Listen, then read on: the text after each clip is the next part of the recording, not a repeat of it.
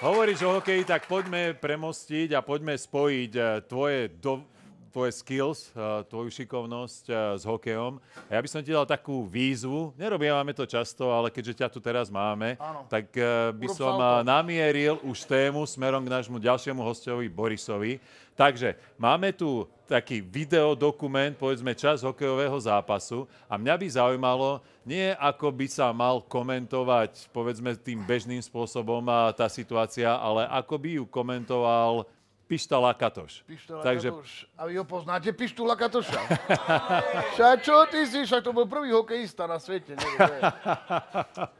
No dobre, a bude to veľmi ťažké. Koľko máme na to času? Myslím si, že to video je nejakých 20-30 sekúnd. Je to samostatný nájazd. Áno, a chceme teraz, môžeme si vybrať, lebo dnes je taká doba, že či chceme, aby Pišta komentoval ako komentátor, ako trebárs BV, Boris Valábik, alebo sme v hlave hokejistu. Hokejista? V hlave hokejistu? Čo si hokejista myslí? V hlave hokejistu, hej? No ja som to vedel. Tak čo, si pripravený? Premyslíš si? Tak dúfam, že to bude hokejista, ktorý má vzťah k Pištovi Lakatošovi. Tak poďme na to. Tak poďme na to.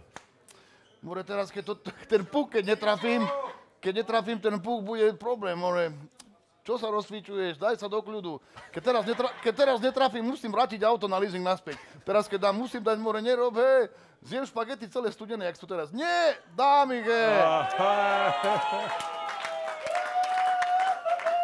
Ja som to vedel, mamka.